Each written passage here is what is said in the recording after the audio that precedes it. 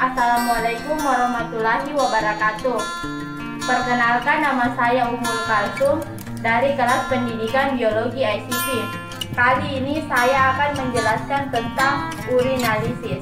Sikum kali ini yang saya lakukan adalah untuk mengetahui volume dan warna pada urin, serta untuk mengetahui sedimen yang ada pada urin. Seperti yang kita ketahui, urin adalah cairan sisa yang diekskresikan oleh ginjal yang kemudian akan dikeluarkan oleh tubuh dengan melalui proses urinari.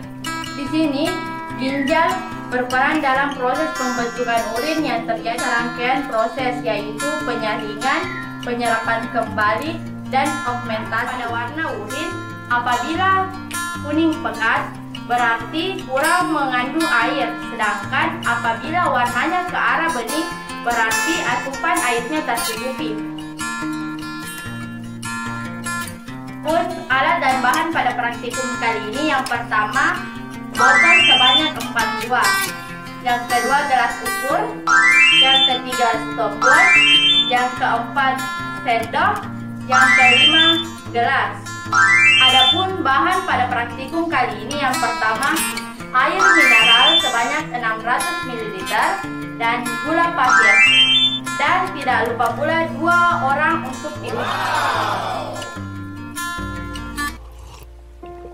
If you find the one, you should never give her up. I think it's the way life changes when in love, yeah. I surround my soul with the positivity. That's why I don't worry about the things that I don't see, yeah. These days I don't worry about much. I think we should have some more fun. I still dream about the days when we were young. I'll take a hit and still finish and run, yeah, yeah. Oh, oh, oh, oh. Memory lane, isn't that too far away from our hearts, yeah, yeah.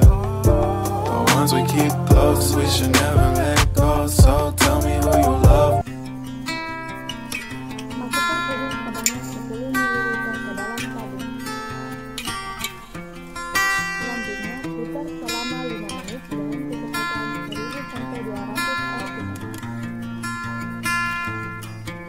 Kemudian, setelah disensitif supernatan dari urin tersebut dibuang.